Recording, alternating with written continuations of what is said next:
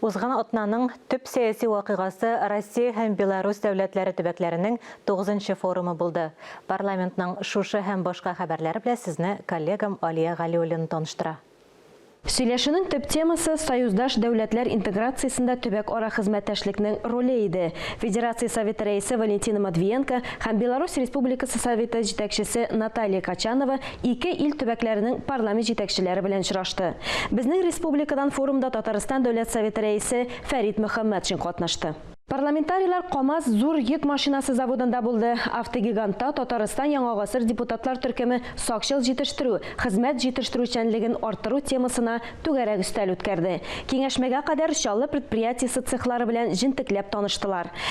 Казанда Татарстан Яңа гасыр югары советы утырышында сүз җитештерүне цифрлаштыру турында барды.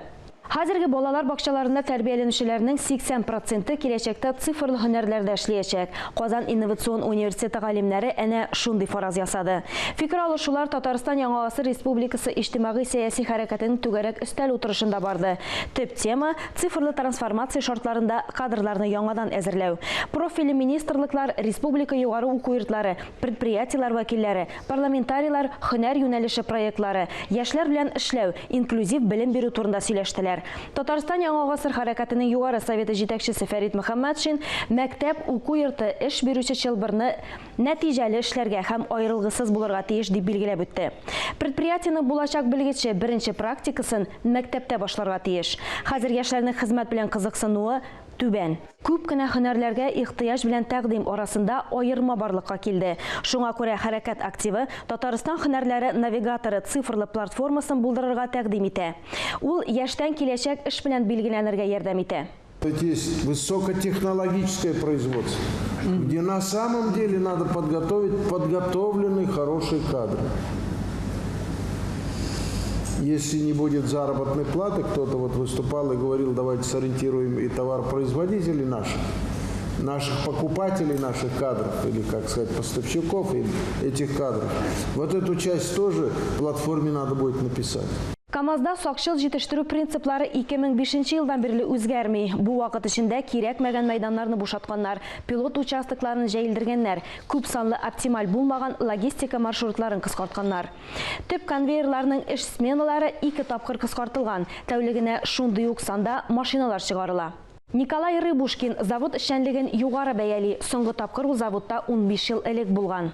КАМАЗ в этом отношении, бережливое отношение на предприятии, можно поставить в пример всем предприятиям, которые у нас существуют не только в республике, но и в России. Сакчыл җитештерү принципы дәвам итәргә тиеш дип саный предприятиеның генераль директор урынбасары парламентарий Илдар Шамилов. Нәтиҗәле эшләүче теләсә кайсы компания даими камилләшергә тиеш дип белдерде. Мы тоже думали в свое время, что мы достигли определенного уровня, но пройдя эту ступень, поняли, что нужно идти дальше. Если бы мы это остановились, это было бы, мы остались бы, вышли бы, условно говоря, из пещер. А так сегодня КАМАЗ одно из самых лучших производств в нашей стране, не только в стране, но и в Европе. Халык ышанычлыларына автогигантның төп конвейерын, двигательләр заводын, процесслар фабрикасын күрсәттеләр. Бигрәк тә роботлар эшли торган участоклар депутатларны сокландырды. Бу детальләр ташу өчен пилотсыз төягеч, монда кеше катнашыннан башка двигательнең детальләре туплана. Фикер алышуда тагын бер мөһим тема күтәрелде. Тармак югары уку йортларында, көллиятләрдә студентлар өчен сакчыл җитештерүне өйрәнүче аерым дисциплина юк.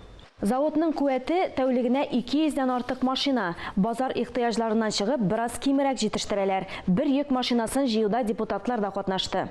Электрон җайланма контролендә төгәл приборлар ярдәмендә болтларны двигательгә беркеттеләр. Дөнья халыклары ашлары, милли көрәш, һөнәрчеләр өчен осталык дәресләре. 2 еллык тәнәфестән соң Россия башкаласында яңадан көтеп алынган Сабан туен бәйрәм иттеләр. Фәрит Мөхәммәтшин Татарстанлылар исеменнән мәскәүлеләрне һәм беренче чиратта кунакларны котлады. Мәскәүлеләр өчен Сабан туй уникаль бәйрәм. Инде берничә дистә ел аны төрле милләт вәкилләре бергәләп билгеләп үтә. 10нчы тапкыр татар бәйрәме Россия башкаласының Коломенское музей-тыюлыгында узды. Россия халыкларының мәдәни мирасы елында Сабан туй милли традицияларны саклауның ачык мисалы. Праздник назывался праздник плуга. Этим самым отдавалось дань уважения труженикам села после посевной работы.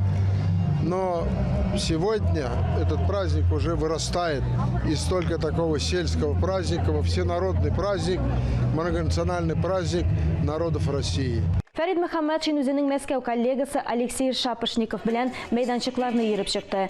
Шәһәр халкы белән аралашты. Тантаналы ачылышта парламент рәисе Татарстан президенты Рөстәм Миңнеханов исеменнән сәламләү сүзләрен җиткерде. Милли мәдәни автономиядә актив эш алып барган өчен рәхмәт хатларын тапшырды. Милли көрәш мәйданчыгы һәр Сабантуйның үзәге булып санала. Көрәшчеләр арасында батырлар ачыкланды. Ә сәхнәдә көн буе танылган җырчылар, коллективлар, милли ансамбльләр чыгыш ясады.